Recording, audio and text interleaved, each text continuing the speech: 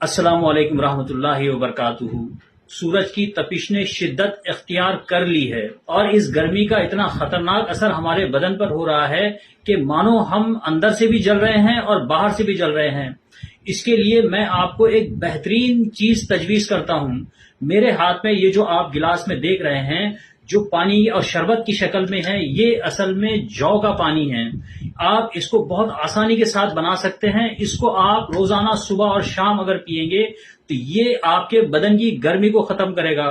Plus जो पसीने के जरिए से हमारे बदन से जो एनर्जी खारिज हो चुकी है, ये एनर्जी को भी रिस्टोर करेगा। ये बदन को ताकत देगा, मैदे को ठंडा रखेगा और जहन को पुरसुकून रखेगा। क्योंकि इसे बार्ली वाटर भी कहा जाता है। और अगर आपको बार्ली वाटर को समझना है तो आप इसके ताल्लुक से बहुत सारे वीडियो देख सकते हैं। इसका इस्तेमाल करें, निहायत ही सस्ती चीज है। जौ के आटे से आप इसको बना सकते हैं। इसको जौ का सत्तू भी कह सकते हैं। ये हमारे लिए गर्मियों का बेहतरीन टोटका साबित हो सकता है। अस्सलाम वालेकुम रहमतुल्लाहि व बरकातहू।